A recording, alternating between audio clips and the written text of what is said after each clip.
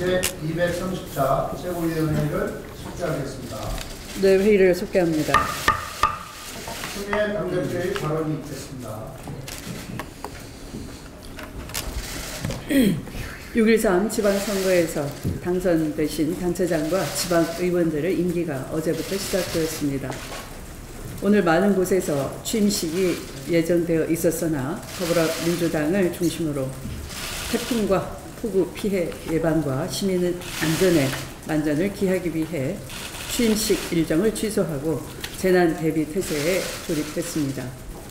시민 안전을 최우선으로 두는 이러한 자세야말로 국민에게 박수받는 진짜 기억에 남을 멋진 취임식이 될 것이라 생각합니다. 더불어민주당은 중앙과 지방정부가 혼연일체의 자세로 태풍 대비 태세에 최선을 다할 것입니다. 문재인 대통령이 간소한 취임식으로 국민과 함께 시작했듯이 더불어민주당 소속 지방정부 역시 그런 마음가짐으로 임할 것입니다. 이제 새롭게 임기를 시작한 전국의 모든 단체장과 지방의원들에게 축하를 드리며 한순간도 6.13 민심을 잊지 않고 오직 민심의 자세로 정진 또 정진해 주시길 당부드립니다.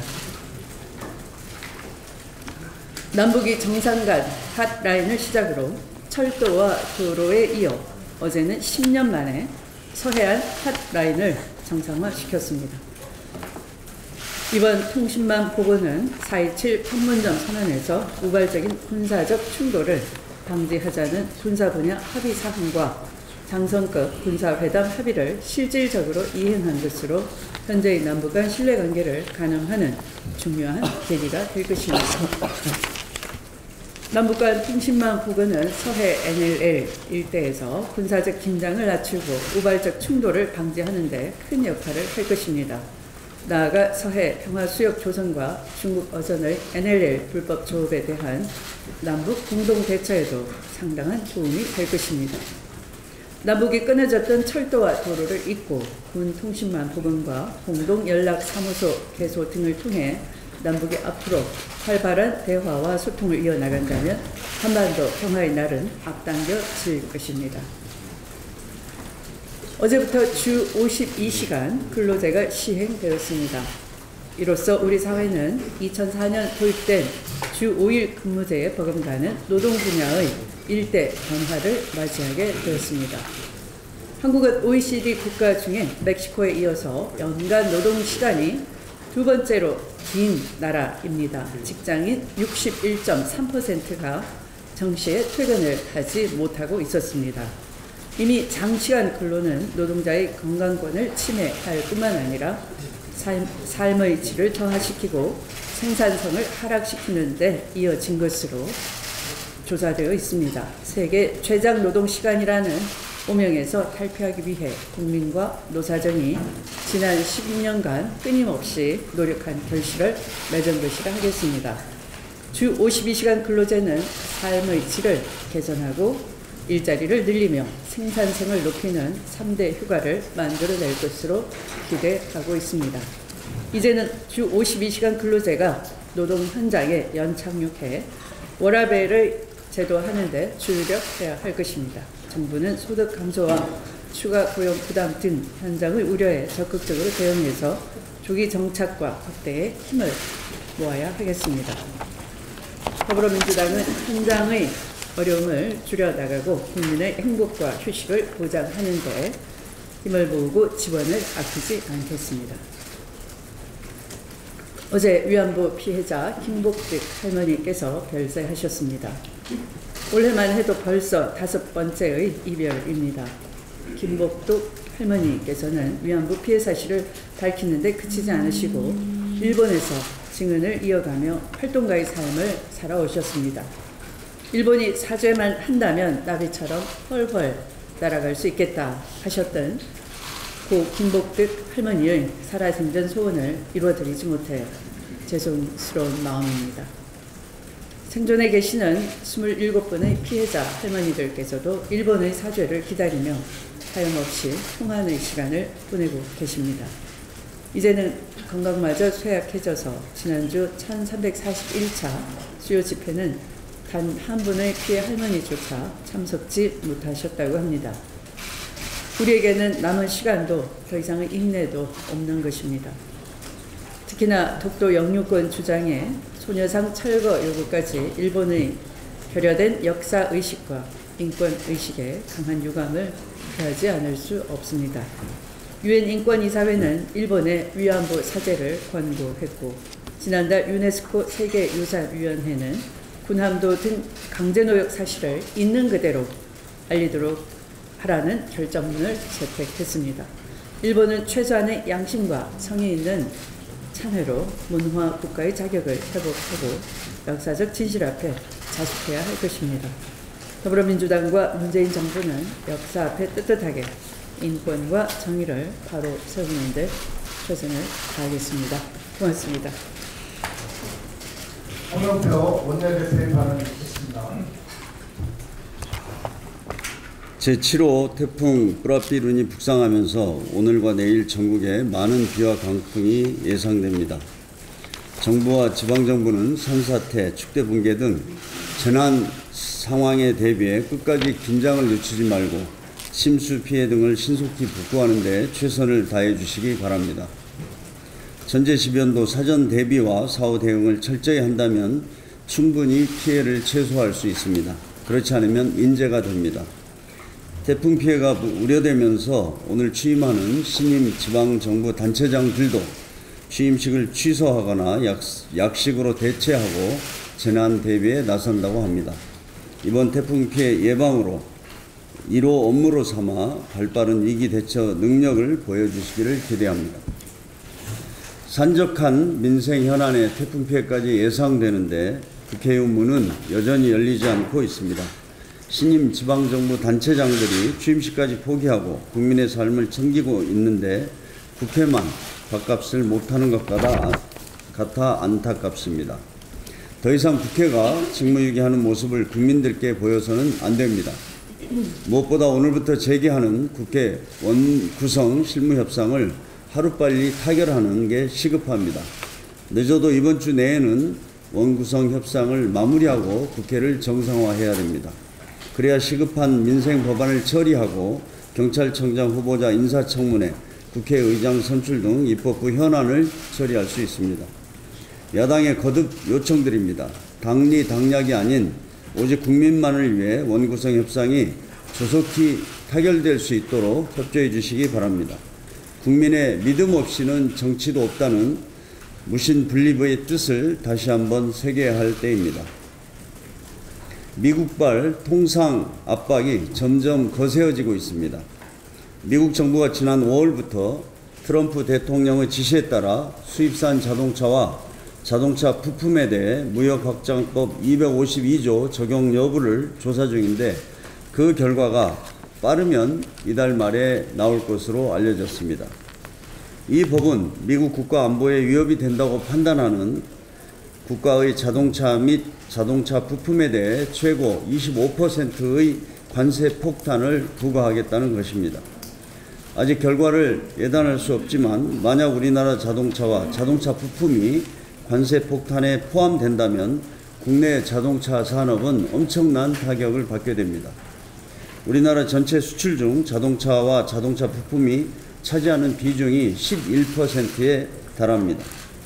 특히 미국은 국내 자동차 수출 물량의 3분의 1이 넘는 85만 대를 수출하는 매우 중요한 시장입니다.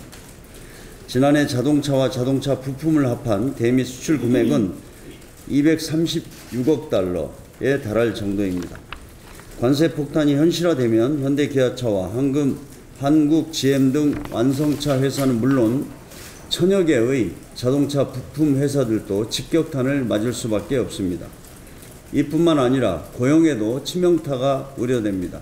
자동차 산업은 전후방 연관 효과가 큰 산업입니다. 관세 폭탄으로 대미 수출 문턱이 높아지면 그 피해는 4,700개에 달하는 자동차 관련 기업 35만 명의 노동자에게 직간접적으로 영향을 미칠 수밖에 없습니다. 지금은 최악의 상황을 가정하고 철저한 대비와 대응에 나서야 합니다. 정부와 기업, 민간협회가 원팀이 되어 모든 수단을 동원해야 합니다. 민관이 힘을 모아 우리 자동차 산업이 관세 폭탄 대상에서 빠질 수 있도록 끝까지 최선을 다해야 하는 상황입니다. 마침 정부와 국내 자동차 업계가 지난달 29일 미국 상무부에 국내 업계의 우려를 담은 서면 의견서를 보낸 데 이어 이달 19일 미국 상무부 주최로 열리는 공청회에도 민관 합동 사절단을 보내기로 했습니다.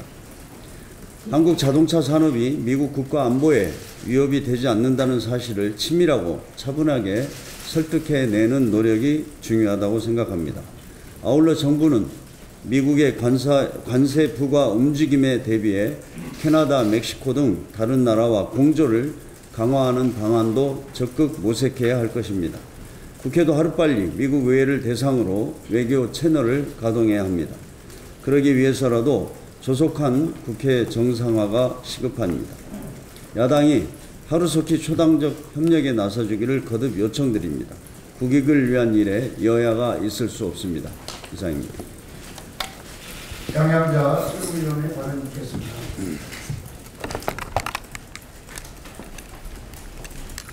양승태 대법원 법원 행정처의 조직적 일탈이 경악한 수준을 드러내고 있습니다. 판사들에 대한 사찰 의혹으로 시작된 혐의가 박근혜 청와대와의 사법거래 문건으로 국민을 충격에 빠뜨리더니 이번에는 대한변협회장에 대한 사찰과 변협회장 선거 개입 혐의까지 드러났습니다. 하창우 전 변협회장의 분노처럼 이런 일은 독재 정권의 정보기관을 보는 듯합니다. 국경이 무너지거나 사법이 무너지면 국가가 무너진다는 말이 있습니다. 신을 대신한 판결을 믿은 국민은 철저하게 배신당했습니다. 박근혜 대통령 탄핵 이후 사회 곳곳의 적폐가 드러나고 있지만 지금까지 드러난 적폐 중에 가장 경악스러운 적폐가 법원 행정처의 적폐입니다. 국가의 존립 기반을 근본적으로 훼손시켰기 때문입니다. 이제 수사는 피할 수 없습니다. 법 앞에 만인이 평등하다는 사실을 다시 확인할 시간입니다. 촛불혁명은 대통령도 법 앞에 평등하다는 사실을 확인했습니다. 대법원장을 포함한 법관들도 예외가 될 수는 없습니다. 민주공화정은 법 앞에 만인이 평등합니다. 대한민국이 민주공화국임을 분명하게 보여줄 시간입니다. 양승태 전 대법원장의 컴퓨터는 범죄 은폐를 위해 한다는 디가우징을 했다고 합니다. 참담한 상황입니다. 수사와는 별개로 법원의 뼈를 깎는 각성과 성찰을 촉구합니다. 김병관 최고위원의 발언이 있겠습니다. 네, 오늘은 당의 청년 대표로서 한 말씀 드리겠습니다. 8월 25일 날 전당대회를 앞두고 전당대회 준비위원회에서 선출직 최고위원을 5인으로 할 것을 결정하면서 현재 여성, 청년, 노인의 부문 최고위원을 폐지하기로 의결하였습니다. 이와 같은 내용이 아직 우리 당의 당무위와 최고위의 최종 의결을 거치지 않았음에도 이미 언론에 공표되어 많은 청년 당원들이 우려를 표하고 있습니다. 청년 최고위원으로서 심히 유감의 뜻을 밝히는 바입니다. 우리 당이 여성, 청년, 노인 등 부문 최고위원을 두기로 한 것은 전통적 사회적 약자인 여성, 노인에 대해서 더해서 새로운 사회적 약자로 대두된 청년들의 권익을 적극적으로 대변하기 위해서였습니다. 때문에 문재인 대통령이 당대표로 선출되었던 2015년 28 전당대회 이후에 우리 당은 청년의 목소리를 대변하고 청년의 권익을 신장하기 위한 혁신안을 지속적으로 내놓았고 청년들과 함께 해왔습니다. 그리고 그 결과 우리 청년들과 더불어 10년 만에 정권을 교체했고 지난 지방선거에서도 압승할 수 있었습니다. 특히 이번 지방선거에서는 4명의 청년기초단체장을 포함해서 전국에서 총 400명이라는 우리 당의 청년들이 방역 및 기초의회에 진출함으로써 지역 발전을 위해서 일할 수 있게 되었습니다. 우리 당의 커다란 자산인 이런 청년들은 앞으로 우리 당을 더욱 키우고 문재인 정부의 성공을 든든하게 뒷받침할 것입니다. 그리고 이런 청년들을 대표할 수 있는 리더가 당의 지도부의 일원으로서 활동하는 것은 우리 청년들이 더 큰 포부와 자부심을 가지고 당을 위해 활동할 수 있게 하는 필요 충분 요건이 될 것입니다. 전준위에서는 이제 집권 여당이 된 우리 당의 지도력을 압축 강화하기 위해서 전국 단위 최고위원을 선출하기로 결정했다고 밝히면서 여성, 청년 등의 정책 가치와 노선을 잘 발현할 후보가 당원들에 의해 선출될 것으로 기대된다고 주장하고 있습니다. 하지만 여성 최고위원을 반드시 1명 이상 포함시키기로 결정한 것에 비해서 지금까지 당을 위해 헌신한 우리 청년들에 대한 배려는 여전히 부족해 보입니다. 더구나 이런 결정이 내려지기까지 우리 청년 당원들의 목소리가 제대로 대변되지 않은 것은 무엇보다 심각한 문제라고 할 수 있습니다. 현재 여성, 청년 등 부문별 최고위원을 폐지하기로 한 이번 전준위의 결정에 대해서 당원들의 목소리를 수렴하기 위한 설문조사를 진행하고 있습니다. 공당에서 민주적인 절차에 의해 진행되는 이번 설문조사에 대해서 많은 분들께서 관심을 가져주시고 당원들의 목소리가 타당하다면 이번 전준위의 결정을 제고해 주심을 현재 우리 당의 청년 대표로서 정중히 요청드리는 바입니다. 감사합니다.